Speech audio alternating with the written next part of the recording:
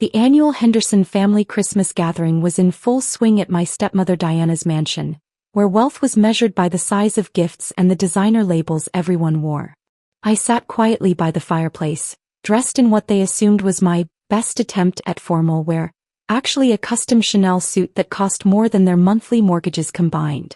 "Look what Sophia got me," my stepsister Melissa squealed, unwrapping another expensive handbag. "A limited edition Hermes. Daddy's company must be doing so well." I smiled politely, thinking about the hostile takeover of their precious family business that would be announced right after the holidays. Sometimes revenge required perfect timing. "And what did you bring, Alexandra?" Diana asked with false sweetness, eyeing the small package in my lap. "Something homemade again?" The room fell silent as all eyes turned to me. Last year's homemade gift, actually a rare artisan piece I'd commissioned, had been a running joke in their circles for months. "Just a small token," I replied softly, thinking about the private island I'd bought last week. The one that made Diana's mansion look like a guest house. My father shifted uncomfortably in his leather armchair. Since marrying Diana 5 years ago, he'd slowly adopted her family's materialistic values, forgetting the lessons about true worth he'd once taught me. "Well," Melissa smirked, adjusting her new designer watch, "at least you brought something. Must be hard with your, what do you call it? Consulting business."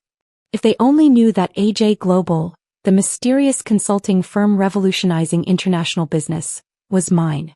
That their precious family company was only surviving because I'd delayed signing the acquisition papers until after Christmas.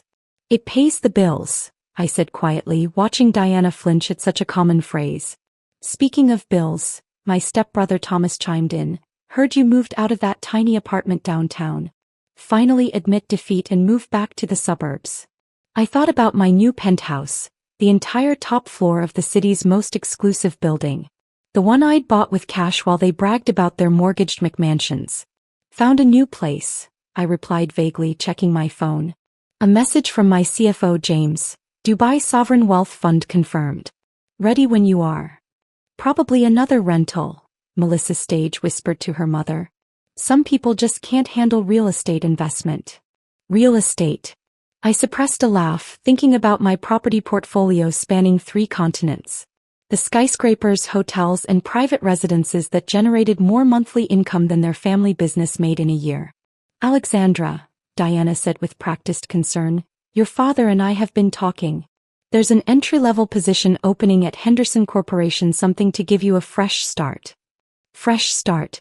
While they'd been plotting my corporate salvation, I'd been orchestrating the biggest business deal in the city's history. The deal that would put their company under my control. "That's thoughtful," I managed as my phone buzzed again. Another message from James, "Private jet fueled and ready. Dubai team expecting us at midnight." "See." Diana beamed at my father. "I told you she'd come around. Everyone needs help sometimes." Help. Like when they tried to block my inheritance from my mother, forcing me to build my empire from scratch. The trust fund they'd tied up in legal battles had been pocket change compared to what I'd created on my own.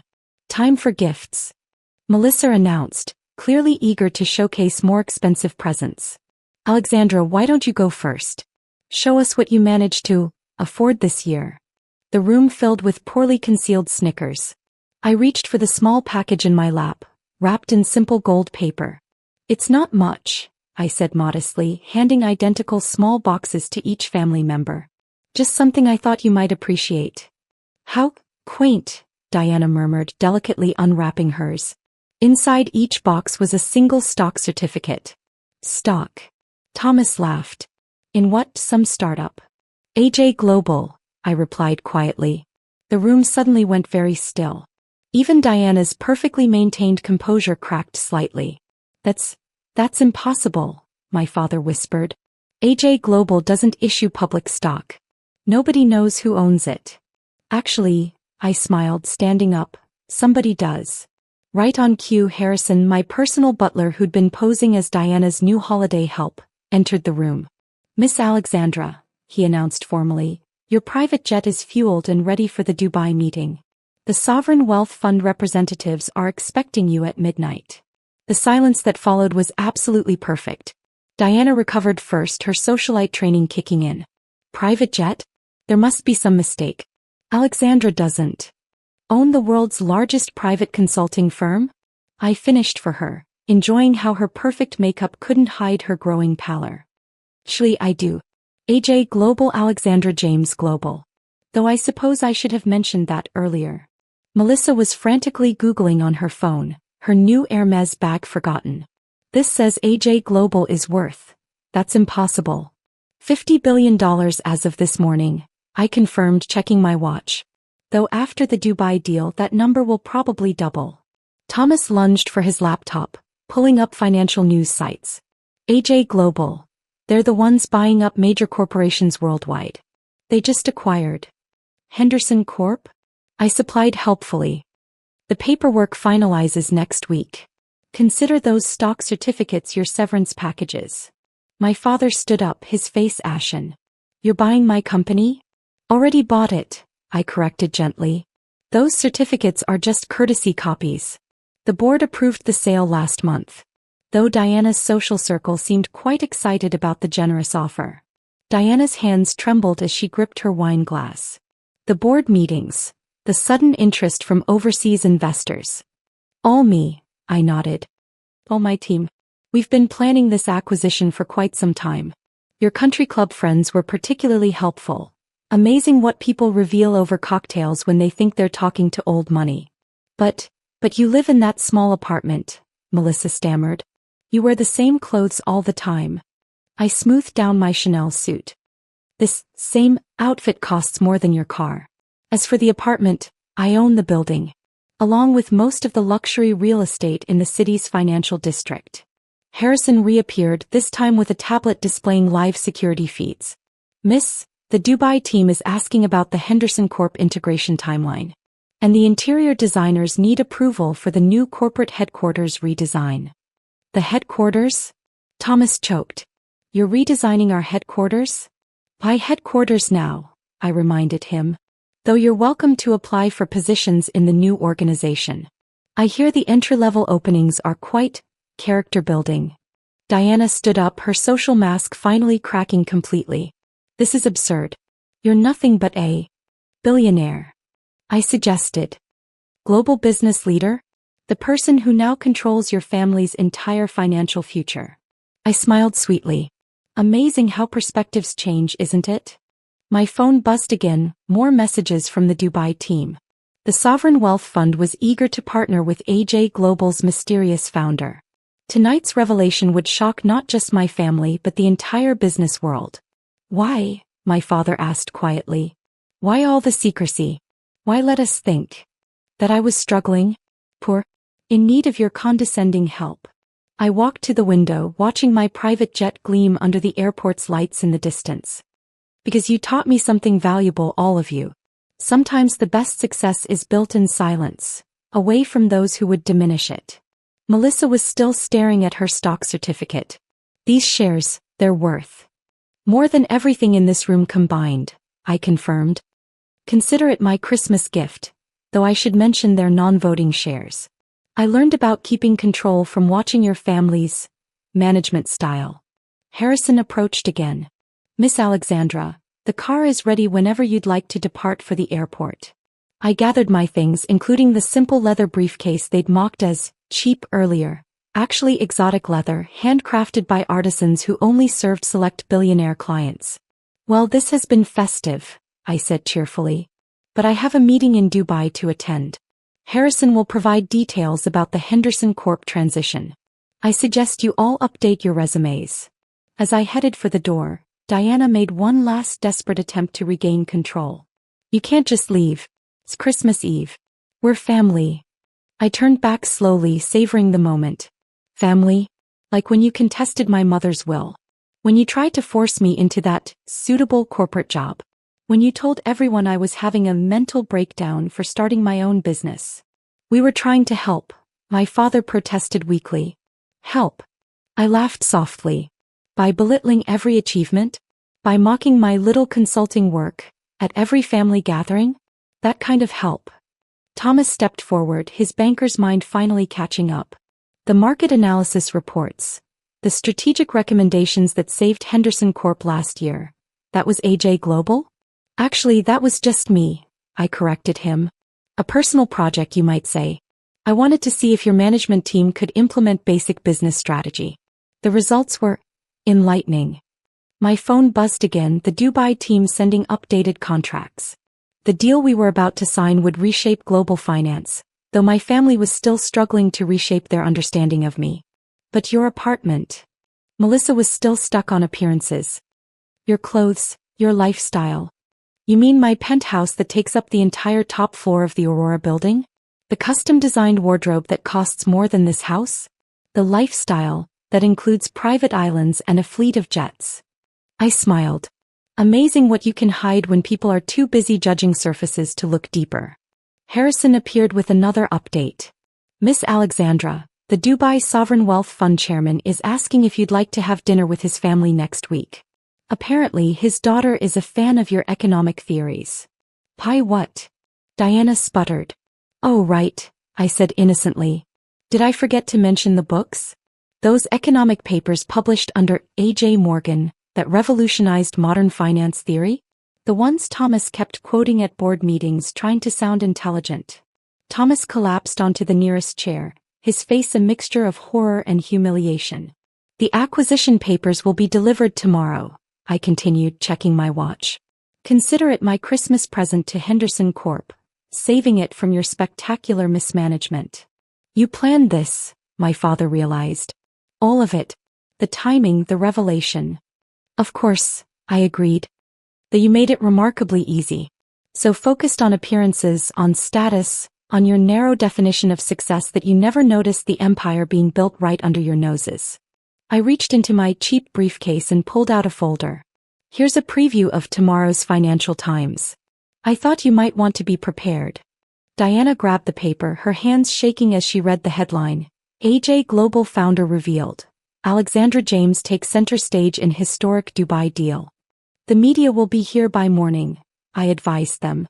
I've arranged for a crisis management team to help you handle the attention. Consider it a final act of family courtesy. Melissa was still clutching her stock certificate like a lifeline. These shares, we could sell them. You could, I nodded. Though I should mention they have a 5-year lockup period. I learned about controlling assets from watching your mother manage her social circle. Harrison appeared one final time. Miss Alexandra, the car is ready. As I walked toward the door, my father made one last attempt. Princess, he said, using my childhood nickname for the first time in years. We can talk about this. Work something out. I paused, remembering all the times I'd wanted his approval, his understanding, his support. We had years to talk, Dad. Years when you chose their values over our relationship. Now we'll talk through our respective legal teams. The drive to the airport was quiet, the city's Christmas lights twinkling like stars. My phone kept buzzing with messages from family members, ranging from threats to pleading to attempted negotiations. Shall I have the team respond? Harrison asked. No need, I replied, watching my jet come into view. They'll learn about professional communication when the acquisition teams arrive tomorrow.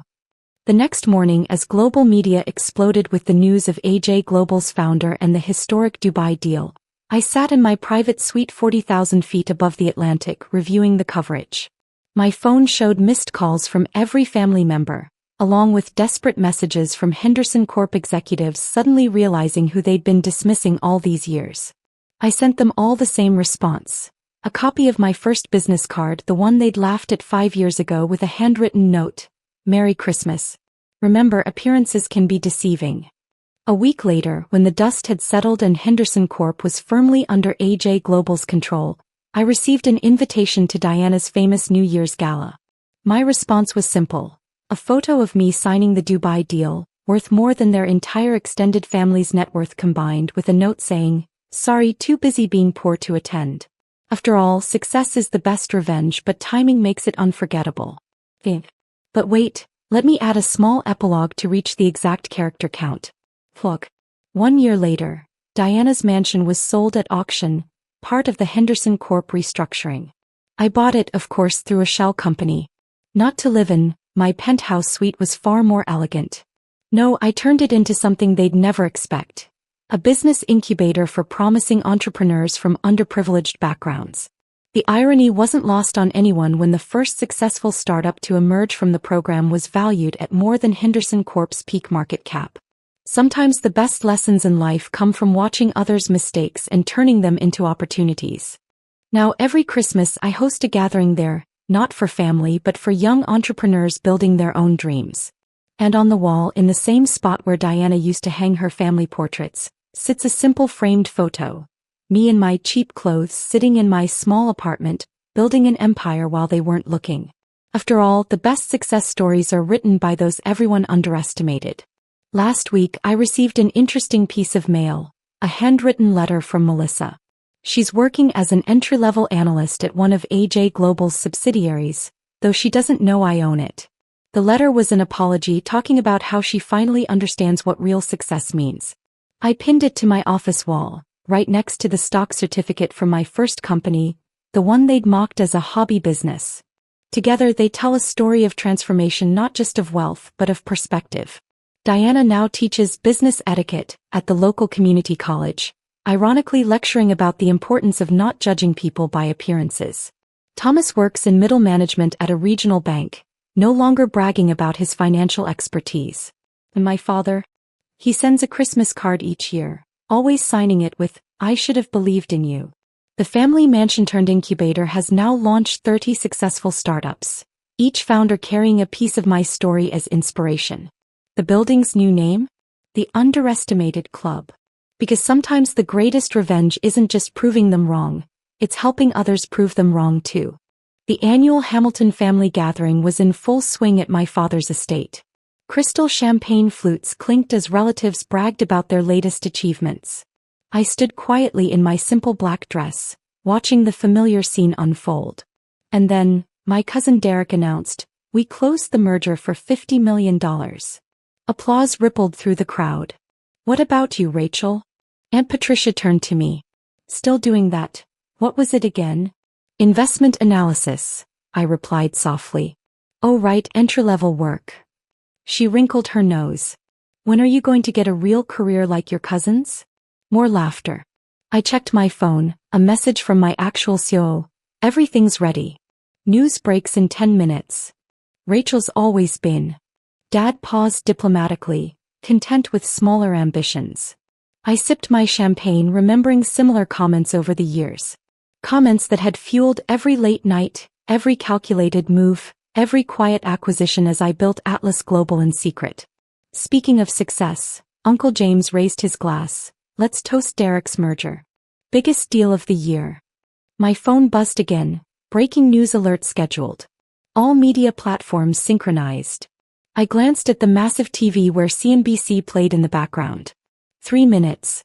"Really, Rachel," my sister Emma chimed in, "I could get you an interview at my firm. Something more suitable than whatever it is you do." 2 minutes. "At least she has a job," cousin Mark smirked. "Remember when she said she was going to build her own company?" 1 minute. The TV suddenly switched to breaking news. The room fell silent as the anchor's voice filled the space. Breaking news. The mysterious owner of Atlas Global, ranked as the world's most valuable private company, has finally been revealed. My photo appeared on screen. Dad's champagne glass slipped from his hand, shattering on the marble floor. Rachel Hamilton, age 32, has been confirmed as the founder and CEO of Atlas Global, with an estimated net worth of $157 billion. The silence was absolute. Every face turned to me as the anchor continued. Atlas Global, known for its revolutionary AI systems and quantum computing breakthroughs, has acquired over 200 companies in the past 5 years. "This is a mistake," Dad whispered. "No mistake," I smiled, pulling out my phone. "Atlas Global owns the network you're watching. And the one next to it. And most of the companies you all work for." Derek's face went pale. "The merger I just closed was with an Atlas subsidiary," I confirmed, "along with most of the independent companies in your portfolio." The room erupted in chaos as phones started buzzing. News alerts, messages, emails, all announcing that the quiet Hamilton daughter they'd mocked had built the world's most powerful tech empire right under their noses. "Impossible," Emma stuttered. You're just an analyst. At one of Atlas's shell companies, I corrected, pulling up real-time data on my phone. Every morning, you all went to your prestigious jobs, never realizing you were working for my subsidiaries. The TV continued its coverage, showing Atlas Global's vast portfolio, AI systems powering global infrastructure, quantum computers revolutionizing industries, tech innovations reshaping the world. But your apartment. Aunt Patricia gestured weakly. Your Toyota. Excellent camouflage, weren't they? I smiled. The perfect cover while I built something none of you could imagine. Tell me, Derek, how's the integration going with your new merger partners? He grabbed his phone, frantically calling his office. The deal can't close until next week. Actually, it closed an hour ago. Atlas expedited the process. I paused. Oh, and your position has been restructured. Your new supervisor will contact you Monday. More phones buzzed as the business world processed the revelation. Stock prices shifted. Companies announced ownership changes. The Hamilton family's carefully constructed world of corporate hierarchy crumbled in real time. Rachel, Dad stepped forward, his voice shaking. Why didn't you tell us? Tell you. I laughed softly. Like when I tried to tell you about AI innovations 5 years ago and you said I didn't understand real business.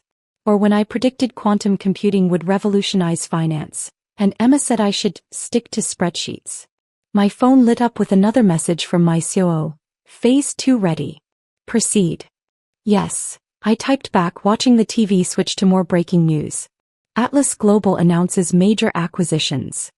The anchor's voice filled the room again. Hamilton Industries and all subsidiary companies to be integrated into Atlas portfolio. By company? Dad collapsed into a chair. You bought my company? Actually, I owned it 3 years ago. Through a network of shell corporations even your board didn't recognize. I projected acquisition data onto the TV screen. Along with Emma's firm, Derek's portfolio, and most of the companies represented in this room. The silence was deafening as they watched their corporate empires dissolve into the Atlas Global network. You all taught me valuable lessons, I continued, switching the display to years of family gathering recordings, every dismissive comment, every mocking laugh. Like when Mark said I lacked business instincts. That was the day I acquired my first quantum computing lab. Or when Emma suggested I aim smaller. That funded our AI breakthrough. We were wrong, Emma whispered. Spectacularly wrong, I agreed. And now Atlas Global owns every company you thought was beyond my reach.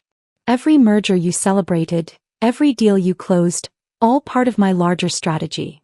My phone buzzed with media requests. Forbes, Bloomberg, Wall Street Journal. All wanting to know how the overlooked Hamilton daughter had built a technological empire in secret. Now if you'll excuse me, I headed for the door. I have some interviews to give. About how I created the world's most valuable company while my family was too busy mocking my career to notice. As I walked out, I heard the TV announcing more Atlas acquisitions. Derek arguing about his demotion. Emma calling her firm's partners.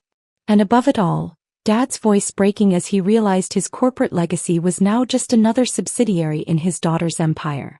Sometimes the best revenge isn't telling people you're successful. It's letting them discover just how badly they underestimated you. And the Hamilton family was about to discover just how expensive underestimation could be. The morning after my revelation, I sat in my real office, the entire top floor of Atlas Tower, formerly Hamilton Plaza. Through floor-to-ceiling windows, I watched the sunrise reflect off buildings that now bore the Atlas Global logo. Your family has been quite persistent. Maya, my actual executive assistant, entered with a stack of messages. They've been in the lobby since 6 a.m. I glanced at the security feeds showing my relatives clustered in the reception area, looking decidedly less polished than at last night's party. Dad was arguing with security while Emma frantically typed on her phone. Let them wait, I replied, scanning the morning headlines Maya spread across my desk. Atlas Global CEO revealed. The Rachel Hamilton story. Tech's hidden queen. How she built a $157 billion empire in secret. Family shocked as entry-level daughter emerges as tech titan. Atlas Global acquisitions reshape corporate landscape. And these just arrived. Maya handed me another stack of messages. Derek, please discuss my position. Demotion unnecessary. Emma, need to talk about firm merger. Partners panicking. Dad, family emergency meeting. Your presence required. Aunt Patricia, darling, let's have lunch. Clear the air. Mark them all as unread, I instructed. How's the Hamilton Industries integration proceeding? Maya pulled up real-time data. All executive access codes have been changed. Your father's biometrics have been removed from security systems. The board has been officially dissolved. My phone buzzed, Bloomberg wanting to know how a simple analyst had orchestrated the largest corporate takeover in history. Ms. Hamilton, Maya announced, CNN is here for your scheduled interview. Perfect. I stood, straightening my designer suit, no more department store camouflage. Let's show the world what an entry-level employee can accomplish. The interviewer set up while I watched my family on the security feeds. Dad had moved from arguing to pleading with security. Emma was crying. Derek looked shell-shocked. Ms. Hamilton, the interviewer began, your revelation has stunned the business world. How did you manage to build Atlas Global without anyone knowing? It's amazing what people don't see when they've decided you're not worth watching, I replied, gesturing to the city skyline. Every building you see, every company you know, every piece of technology you use, Atlas Global has shaped it all. While my family was busy mocking my career, I was quietly revolutionizing the world. Speaking of family, she checked her notes. Atlas now controls most of their business interests. We acquired them gradually through various subsidiaries, I confirmed. My father's company, my sister's firm, my cousin's portfolio. They've actually been working for me for years. They just didn't know it. Security called up. Aunt Patricia was now demanding to discuss my responsibility to the family name. Ms. Hamilton, Maya interrupted smoothly, the quantum computing team needs your approval for Project Omega. I turned back to the interviewer. Would you like to witness how an entry-level analyst runs the world's most valuable company? By sunset, the business world had been completely transformed. Atlas Global's revelation had triggered global market shifts, and my family's desperate attempts to maintain control of their corporate interests had proven futile against my decade of careful planning. From my office atop Atlas Tower, I watched workers replace the last Hamilton Industries logo with Atlas Global's emblem. The symbolism wasn't lost on anyone. The quiet daughter had literally risen above her family's legacy. Final numbers for the day, Maya reported, entering with comprehensive data. Atlas stock up 125%, completed acquisition of 37 major companies, and your net worth has increased by $42 billion since the announcement. And our special projects? I asked, though I could see the progress on my screens. Project Omega is proceeding ahead of schedule. The quantum computing breakthrough will be announced next week. And the AI division has achieved another milestone in autonomous systems. My phone buzzed constantly with messages from family members. Dad, Rachel, this has gone far enough. Let's discuss this reasonably. Emma, the firm's partners are threatening to leave. Derek, please reconsider my position. Alaska is unnecessary. Aunt Patricia, family means something, dear. I smiled, remembering their words from countless family gatherings. Just an analyst. No business sense. Small ambitions. Why can't you be more like your cousins? Maya, I called, show me the family. Security feeds displayed them scattered throughout the building. Dad slumped in a third-floor waiting area.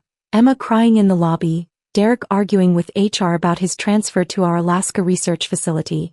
Aunt Patricia trying to charm her way past security. Should I have them removed? Maya asked. No, I smiled.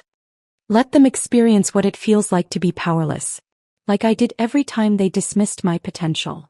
The TV networks continued their coverage. Atlas Global revolutionizes tech industry.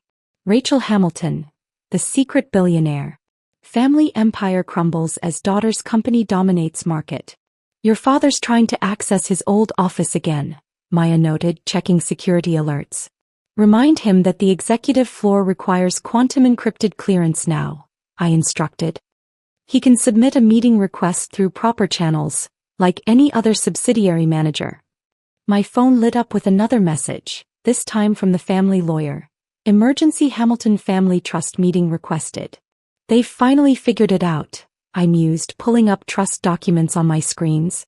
Show me the moment they realize. Security footage showed the family gathered in a lower-floor conference room, the lawyer explaining the situation. The trust's investments, they're all in Atlas Global subsidiaries now.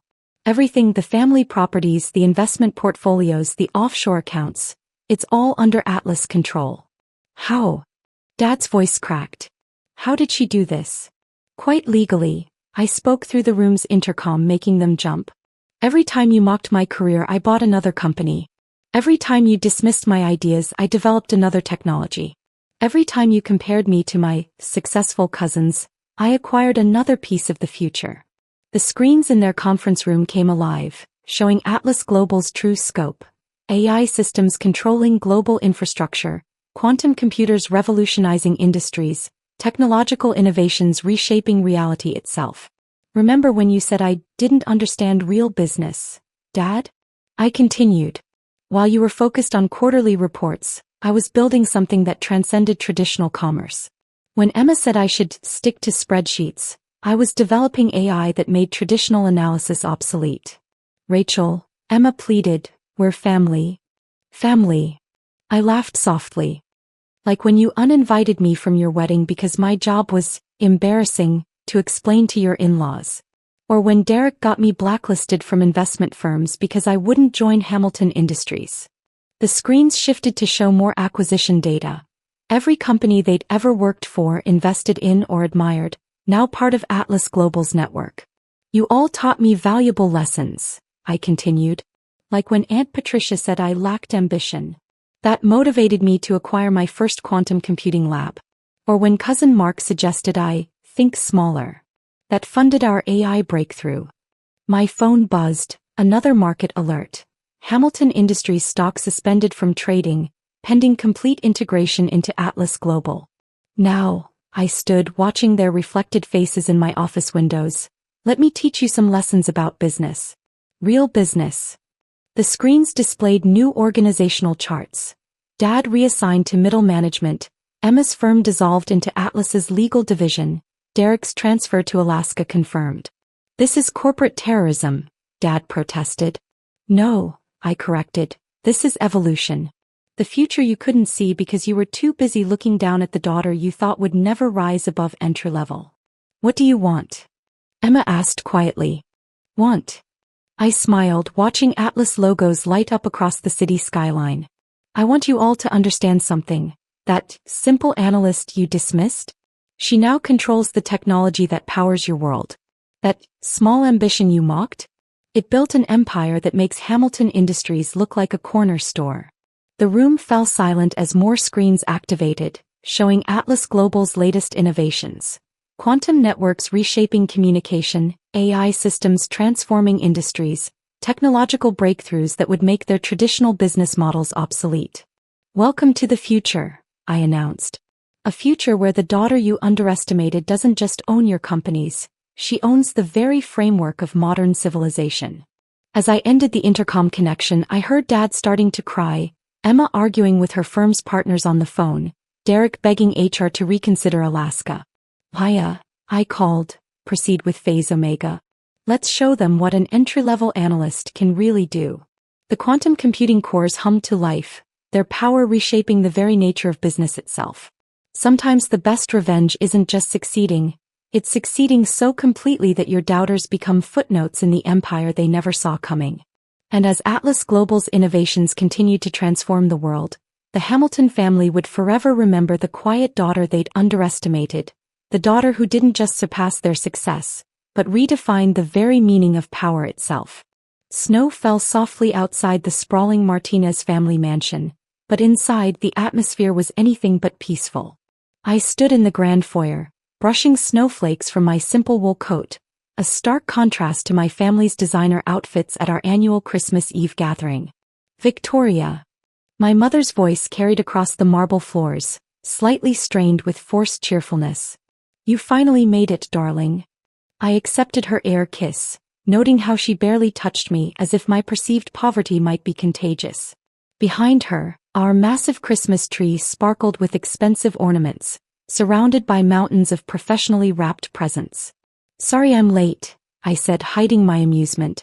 "The subway was delayed." "Subway?"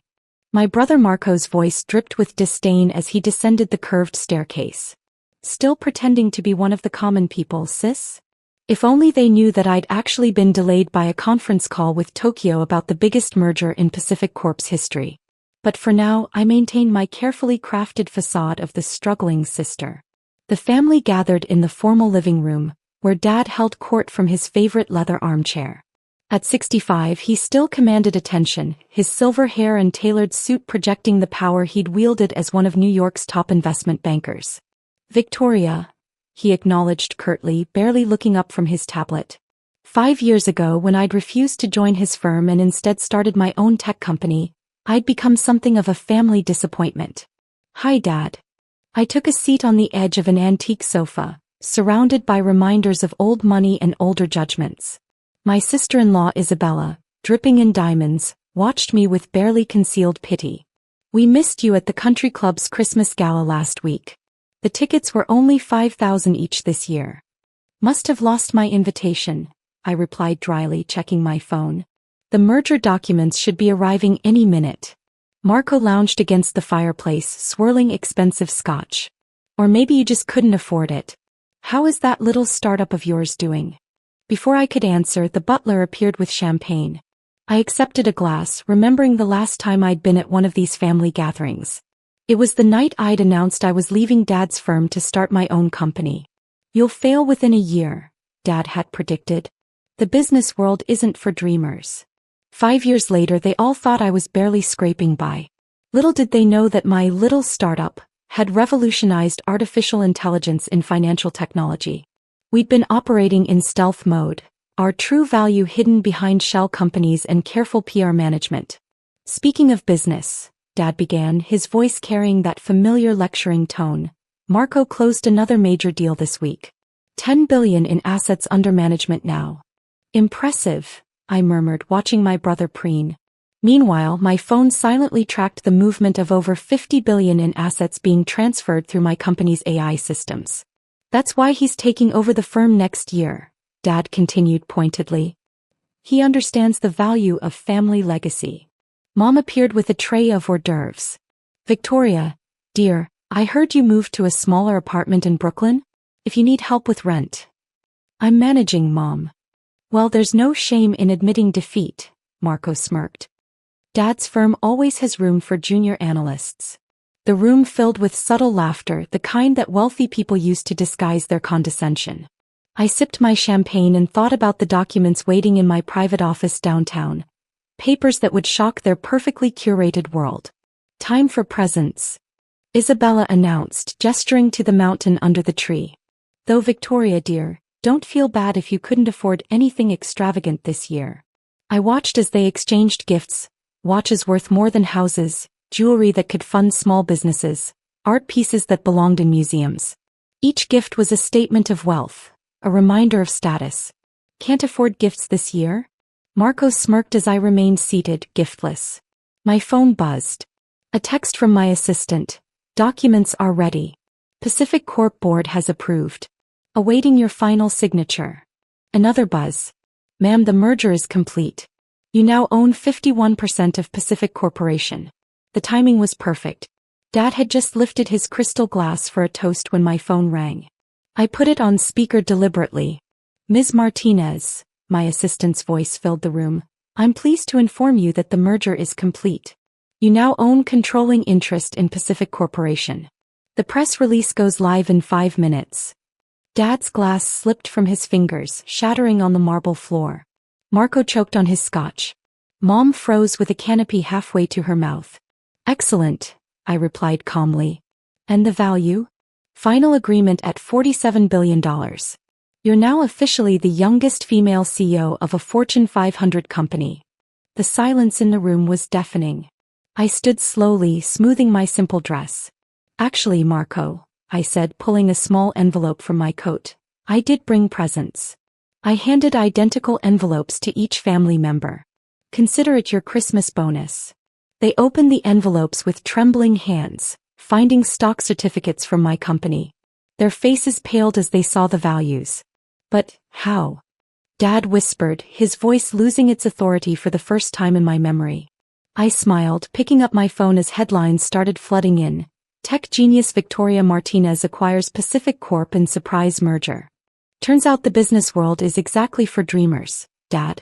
Especially ones who dream big. The next hour transformed our family's Christmas Eve into something resembling a corporate emergency meeting. Dad paced the living room, his face alternating between shades of red and white as he scrolled through news articles on his tablet. Marco sat slumped in an armchair, drowning his shock in premium scotch, while Mom fluttered around nervously, ordering the staff to bring coffee and fresh pastries. $47 billion, Isabella kept muttering, staring at her stock certificate. All this time we thought. My phone hadn't stopped buzzing since the announcement. Wall Street Journal, Bloomberg, CNBC. Everyone wanted an exclusive with the mysterious tech CEO who'd orchestrated the year's biggest merger in complete secrecy. Your father's having chest pains, Mom whispered urgently, pulling me aside. How could you do this to us? The shock, the humiliation. Humiliation. I raised an eyebrow. Of having a daughter who built a multi-billion-dollar company from scratch? How terrible for you. Before she could respond, the front door burst open. Antonio Rivera, Dad's longtime business partner and Marco's mentor, stormed in, his face livid. Charles, he shouted, waving his phone. Did you see what's happening to Pacific Corp's stock? It's up 127% since the announcement. I answered smoothly, checking my own updates. You're welcome, by the way. Those shares you hold just tripled in value. Antonio turned to me, finally noticing my presence. The last time he'd seen me, he'd laughed at my business plan and told Dad I'd never survive in tech. Now I owned controlling interest in his company. This is impossible, he sputtered. You're just a girl who just became your boss, I interrupted, my voice steel beneath silk. Board meeting is scheduled for December 26th. Don't be late. The grandfather clock struck midnight as chaos continued to unfold. My brother had progressed from shock to anger, pacing alongside Dad. This has to be illegal, he shouted. Dad, call the lawyers. Actually, I said, pulling up documents on my tablet, everything's perfectly legal. Your lawyers can verify that. Though they might be busy, I acquired their firm last month too. Mom sank onto the sofa, fanning herself with a Christmas card. All those times we tried to help you, offered you money, worried about your small apartment. I had to laugh. My small apartment in Brooklyn? It's the entire top floor. I own the building. Just like I own half the block. But why the deception? Dad finally spoke, his voice hoarse. Why let us believe you were struggling? I walked to the window, watching snow blanket our perfectly manicured lawn. Remember what you told me 5 years ago? That I was naive, that I'd never succeed without your help. I turned to face them. I wanted to prove that success doesn't always wear designer labels or come from family connections. My phone buzzed again, this time with a message that made me smile. Excuse me, I said, heading to the foyer. My helicopter's here. Helicopter. Marco choked. Yes, brother dear. Some of us have early meetings tomorrow. Running a global empire requires actual work, not just trust fund management. As if on cue, the sound of rotors filled the air. Through the windows, they could see a sleek black helicopter landing on the lawn, its sides bearing my company's logo. Victoria, wait, Dad called as I reached for my coat. We should talk about this, about the future. Perhaps a family partnership. Oh, we'll talk, I assured him, checking my reflection in the gilded mirror. At the board meeting, where you'll all learn exactly how your positions are changing. Isabella grabbed Marco's arm. Changing. Well, we can't have nepotism in the new organization, can we? Everything will be merit-based from now on. I smiled sweetly. Better update those resumes. The helicopter's searchlight illuminated the snow-covered garden, creating an almost theatrical backdrop. My pilot, dressed in crisp uniform, appeared at the door to collect me. One more thing, I said, turning back to my stunned family. Those stock certificates I gave you, they come with conditions. Quarterly performance reviews, ethics compliance, actual work requirements. Welcome to my world. Mom stepped forward, tears in her eyes. Darling, we didn't know. We never meant to. To dismiss me? To mock my dreams? To treat me like a failure? I shook my head. Consider this your wake-up call. Success doesn't always look like you expect it to. As I walked toward the helicopter, the wind whipping snow around me, I heard Marco's voice. What happens now? I paused, one foot on the helicopter's step. Now you all learn what it's like to work for someone who actually earned their position. Merry Christmas, family. See you at the board meeting. The last thing I saw as we lifted off was their faces pressed against the windows, watching their perfectly ordered world dissolve into the snowy night. In my pocket, my phone buzzed with another update. Our stock had just hit another record high. The morning of December 26th dawned clear and cold over Manhattan. From my penthouse office on the 87th floor, I watched the city sparkle beneath a fresh blanket of snow. The boardroom next door was already prepared for the 9 a.m. meeting, my family's first real glimpse into the empire I'd built. The press is having a field day, Sarah, my chief of staff, reported as she entered. Every major outlet is calling it the Christmas coup. Social media can't get enough of the story, particularly the helicopter exit. I smiled, adjusting my Chanel suit. No more pretending to shop at discount stores. How's the stock? Up another 45% since opening. Your family's gift certificates are worth 3 times what they were yesterday. She paused, checking her tablet. Speaking of family, they're all in the lobby. Security reports your brother tried to use his old Pacific Corp access card. Make them wait 15 minutes, I instructed. Let them feel what it's like to not be in control. At precisely 9:15, the boardroom doors opened. My family filed in, looking significantly less composed than at Christmas dinner. Dad had dark circles under his eyes, Marco's designer suit was slightly rumpled, and Mom's hands shook as she clutched her designer handbag. Welcome to Martinez Global Technologies, I announced from the head of the table, the seat that had been Dad's at Pacific Corp for 30 years. Please, take your seats. The name cards will show you where you belong. Now.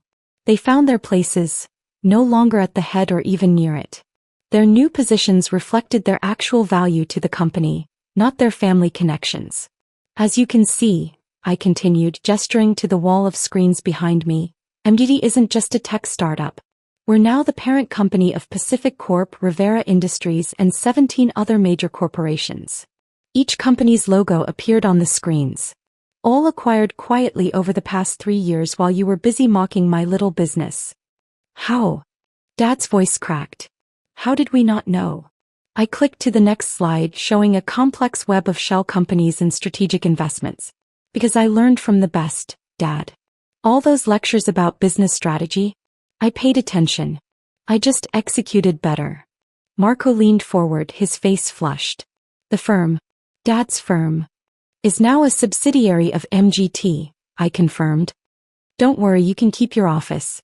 But your client list needs review. We have higher standards. Isabella dabbed at her eyes with a monogrammed handkerchief.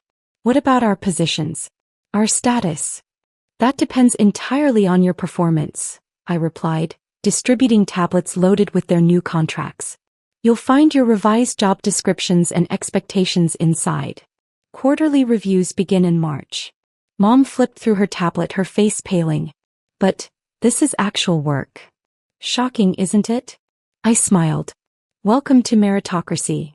The next hour was a detailed presentation of MGT's structure, achievements, and future plans. With each slide, my family sank further into their seats, realizing just how completely they'd underestimated me. Your stock certificates, I concluded, include a 5-year lockup period. You can't sell without board approval, my approval. Consider it motivation to actually earn your positions. And if we refuse? Marco challenged, though his voice lacked its usual confidence. Then you'll find your contacts, clients, and resources now belong to MGT. Your choice. Dad stood slowly, leaning on the table. Very, father. I was wrong. About everything. I see that now. No, Dad, I corrected him. You're seeing it now because I'm worth billions. But my worth hasn't changed, just your perception of it. The screens filled with live news coverage of our stock's meteoric rise. My face appeared on CNBC, Forbes, Bloomberg. Tech's new queen, they called me. One last thing, I said, pressing a button that opened the boardroom's glass wall. A helicopter appeared, hovering outside with the MGT logo gleaming. That's your transportation to our Dubai office. First assignment starts today. Dubai. Mom gasped. But, Christmas decorations, our New Year's gala. Welcome to real work, family. Your private jet leaves in an hour. Sarah will brief you on the details. As they filed out, shell-shocked and subdued, Dad paused at the door. We really didn't see you coming, did we? No, I agreed. You were too busy looking down to see me rise. Alone in the boardroom, I watched their helicopter lift off into the winter sky. My phone buzzed with another stock alert. We'd just become the most valuable company in our sector. On my desk, a single framed photo stood out. Teenage me at my first coding competition, the one they'd been too busy to attend. Below it, I'd written a note. Success is the best revenge, but family is the hardest lesson. Maybe someday they'd understand that this wasn't just about money or power. It was about proving that success doesn't always wear the face they expect, that power doesn't always speak with their accent, that worth isn't measured by their standards. The sun climbed higher over Manhattan, casting long shadows through the glass walls of my empire. Below, the city moved to my rhythm now, and somewhere over the Atlantic my family was finally learning what it meant to earn their place in the world I'd built. I picked up my phone to call Sarah. Schedule the next board meeting for Valentine's Day, I instructed. Let's give them something new to celebrate. After all, revenge might be sweet, but success, real, earned, undeniable success, tastes even better. I stared at my reflection in the elevator's polished doors, adjusting my blazer one last time. Executive floor, Anderson Industries. My floor. Not that my family knew that. Another family dinner tonight? My assistant Michael asked, falling into step beside me as I exited the elevator. Unfortunately, I sighed, taking the morning reports he handed me. They still think I'm a secretary at Maxwell Corporation. The irony wasn't lost on me. 2 years ago I had been a secretary at this very company. But while my family saw it as proof of my limited potential, I saw it as an opportunity to learn everything about the business from the ground up. Ms. Anderson, the board is ready, Michael reminded me. I nodded, straightening my shoulders.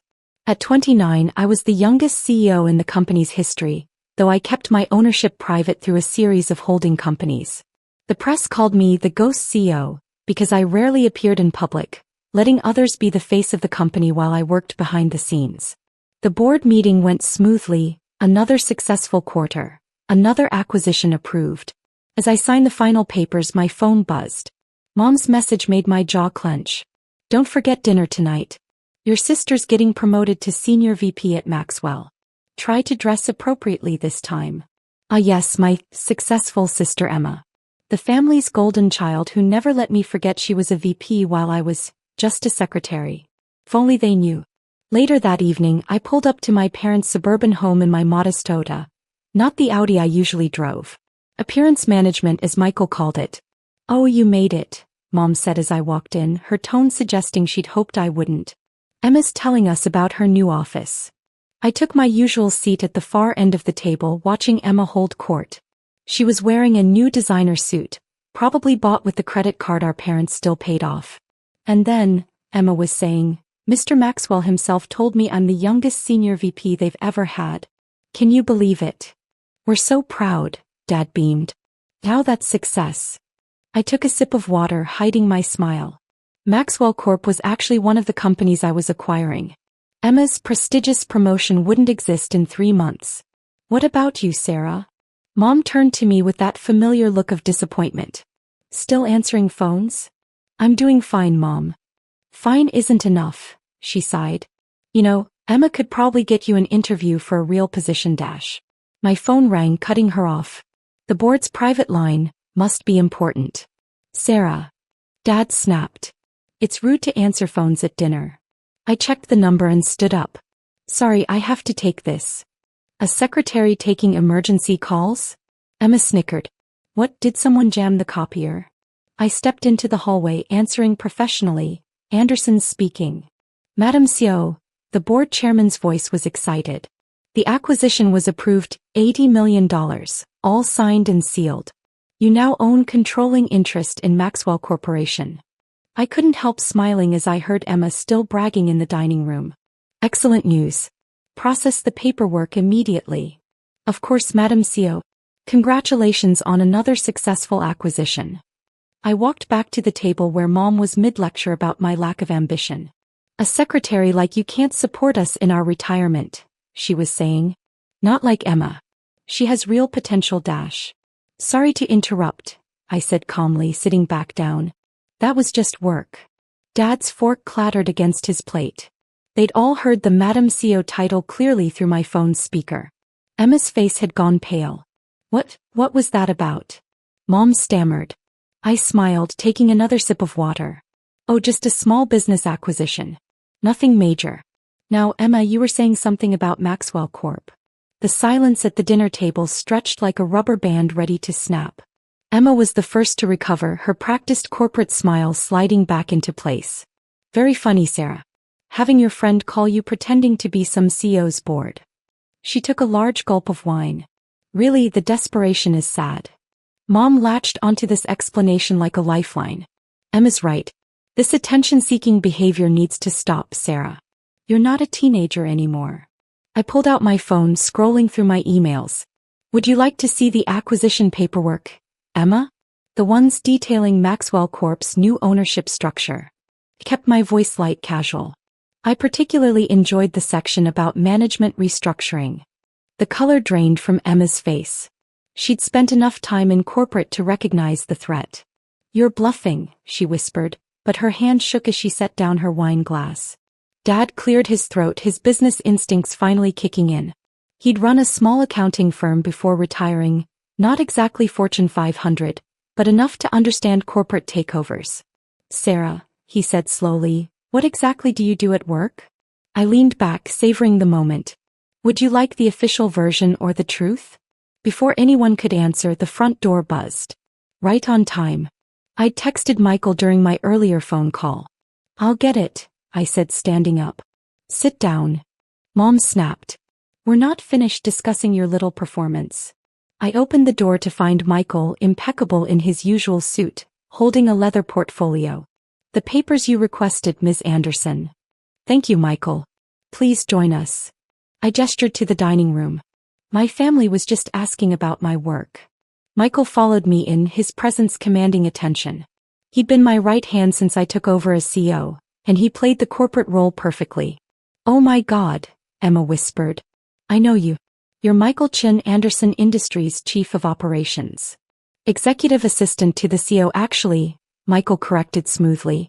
Speaking of which, Ms. Anderson, the Maxwell board is requesting an emergency meeting tomorrow morning. They're concerned about the leadership transition. Emma's fork clattered to her plate. Leadership transition? I opened the portfolio, spreading out several documents on the table between our half-eaten dinners. As majority shareholder and CEO of Anderson Industries, I believe in transparency. These are the acquisition papers for Maxwell Corporation, fully executed as of. I checked my watch 27 minutes ago. Dad grabbed the papers with shaking hands, his accounting background letting him understand exactly what he was seeing. These are real, he breathed. Anderson Industries. You're. The ghost so, Mom finished, her voice barely a whisper.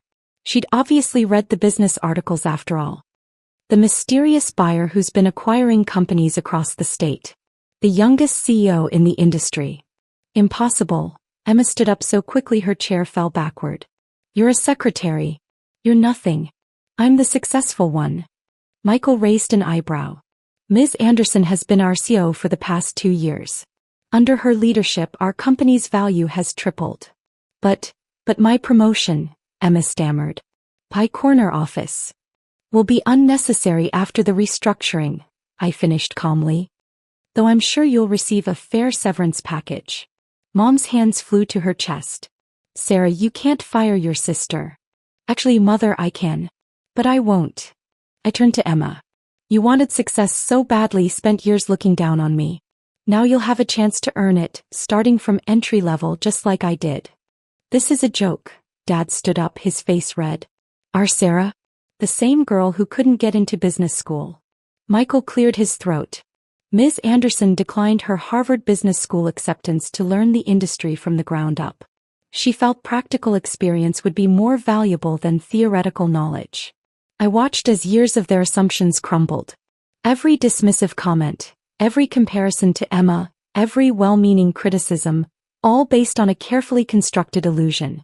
Why? Mom's voice was small. Why pretend to be just a secretary all this time? I gathered the papers back into the portfolio. Because you taught me an important lesson. People show their true nature when they think they have power over you. Emma collapsed back into her chair. The Paris trip next month will need to be cancelled, I confirmed. Company travel freeze during restructuring. But don't worry, the corporate jet you mentioned? It's quite comfortable. Though you won't be flying in it anytime soon. The doorbell rang again. This time it was my actual driver, right on schedule. Ms. Anderson, he said formally, your car is ready. The board members are waiting at the office.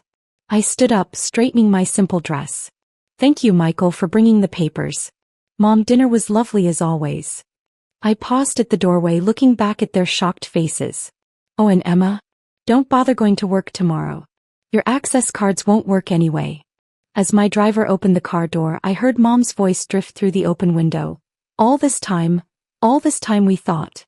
The rest was lost as the luxury car purred to life. In the rearview mirror, I could see them all at the window, watching as their perception of the past 5 years completely unraveled. Sometimes success isn't about proving people wrong. Sometimes it's about letting them prove themselves wrong while you quietly build an empire. The morning after the dinner revelation, I sat in my penthouse office overlooking the city, watching the sunrise paint the skyscrapers in gold. Multiple messages from my family had flooded my phone overnight. Mom, please call us. We need to talk. Dad, we had no idea. Can we meet? Emma, you can't do this to me. I'll fight you. Michael entered with my morning coffee and acquisition reports. Your sister tried to enter the building this morning. Security had to escort her out. I sighed, taking the coffee. How did that go? She demanded to see the real CEO. Said you must be lying. He pulled up the security footage on my monitor. She's been calling every board member she can find. The footage showed Emma, still in yesterday's designer dress, screaming at security. I'm an Anderson. My sister is just a secretary. This is a mistake. Have legal send her a cease and desist, I instructed. And schedule a family meeting for this evening, my real office this time. Throughout the day, I watched my empire run smoothly while my family's world crumbled. Emma's corporate credit cards were declined at lunch. Dad's attempts to reach his old business contacts about me hit walls of NDAs.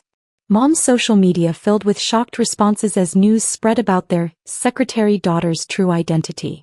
At 6 p.m. sharp, security escorted them into my corner office on the 50th floor. Gone was my simple dress from dinner, replaced by a tailored power suit. No more pretense. Sarah. Mom stopped short, taking in the vast office with its wall of business awards. This is really yours. All of it, I confirmed, not rising from behind my desk. Please sit. They sank into the leather chairs, looking small against the cityscape backdrop. Emma's designer dress was wrinkled, her makeup smeared. Dad clutched his briefcase like a shield. Your sister's actions this morning were unacceptable, I began, my CEO voice making them flinch. Security footage of her tantrum has already reached the board. You humiliated me. Emma burst out. Everything I worked for was handed to you, I cut in. Corner office? Dad's connections got you the interview.